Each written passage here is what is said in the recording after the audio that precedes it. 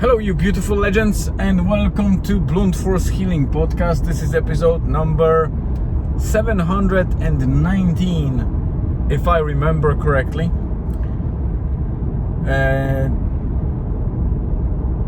It's Friday, but as most of you familiar with the project, the blog and the podcast know that this is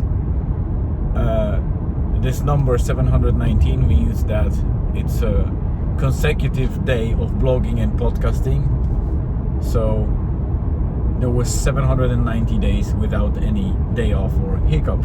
I keep repeating that, but this is important because that was the whole intention of this project, to maintain the routine or habit of writing the blog post and recording a podcast episode every single day in a format of a journal. So I'm updating what is happening day to day. It's back journaling, so I talk about what happened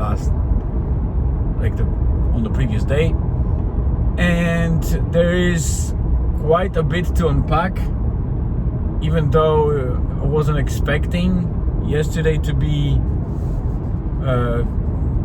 too exciting or anything sort of, but it was very stressful, especially closer to the end of the day. But let me start from the beginning. So Thursday started normally. We just kind of went and dropped Julian at school, and later on we kind of went to Rosnaula, grabbed a couple of scones from the bakery shack, and then popped by the brew box to get some coffee from our friend Joe. Obviously quick chat, and we went onto the beach to do our walk. And if you watched the previous episode yesterday, then you know. If not, you can get back to that episode number 718 from yesterday, and you could see where I was recording the previous episode. Not in the car, not at home. I was actually walking across the bay at Rosnaula Lower. It was a low tide. It was beautiful morning, and we went with my wife Elizabeth from kind of usual spot where we park with the sauna, or when we go there. We just left the car at the beach, and we kept going north from that place, and turned around and went to Rosnaula Lower, which is a smaller, maybe not smaller, but it's a beach that is less known because it's kind of not accessible for most of the public. The whole shore is occupied by the Caravan Homes Park, so it's a private ground, but you can access it. It's not an obvious spot, or there's no obvious public car park. You need to either have a home there, or if it's quiet enough and you're not disrupting people or kind of blocking any spaces, then sometimes you can just go there and enjoy a little bit of time there. And it's an amazing place because you won't see crowds there, so we like to go walk there. I kind of didn't predict. My wife was warning me that there is a bit of kind of stony and very difficult area to cross barefoot, but I decided to take my shoes off, and I was walking fine. But then later on we went into an area where there was a lot of mussels and rocks and whatever. So yeah, it was a bit of a therapy for my feet. It was a bit difficult at times, but I managed. But then we decided that on the way back she will keep going the same route, but I decided to cross most of the bay across the sand that was uncovered by the low tide. So it was easier for me to go across a bit of water and sand and not go over the stones, rocks and mosses, at least part of the way. Obviously there was a bit to go across later on, but majority of that I was able to skip on the way back. And this is when I recorded yesterday's episode. And after that walk we went back home. We did a couple of things ourselves. I was sorting taxation and a couple of other things with the sauna. And later on we picked Julian from school. And after we've done it, I went for some groceries. We got stuff ready for the sauna, and I was deploying the mobile sauna just myself. Apologies for shaking, but I don't have a better holder that could eliminate that. And this is especially a murderous segment of that road. I hate it when I go in the sauna because it's jerking the car a lot because it's heavier when I tow it. Anyway, I'm almost past that. So later on I deployed the sauna myself. I went alone. It was a beautiful evening, beautiful sunset as well. But I stayed at the ramp at the exit. It was very busy, a lot of caravan or I don't know how you call them, like the camper vans, people with kite surfing gear, etc. So the tide was high, so I couldn't go at the beach.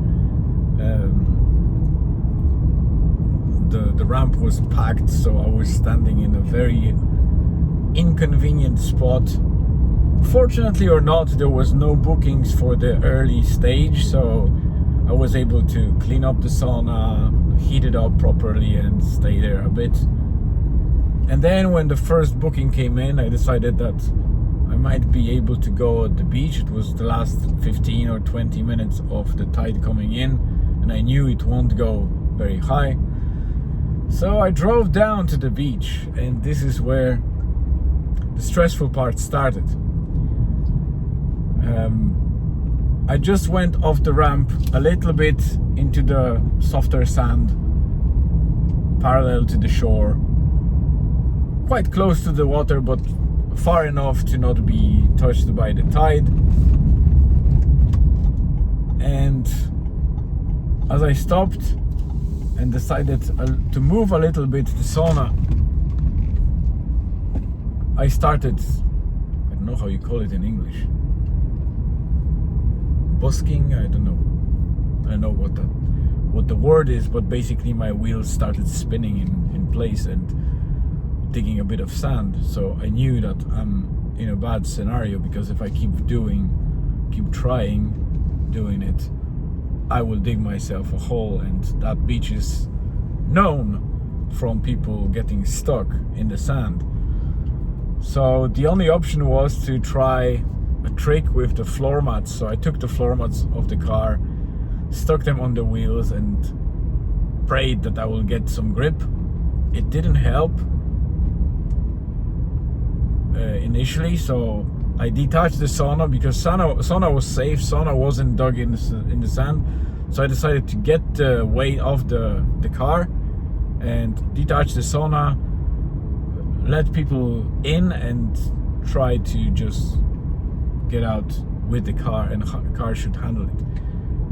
And yes, once the car lost the load, I was able to drive off a bit, a couple of meters, and started serving people and worrying about how I will get the sauna off that sand with the car, because I will need to reverse again to almost the same spot to attach the sauna.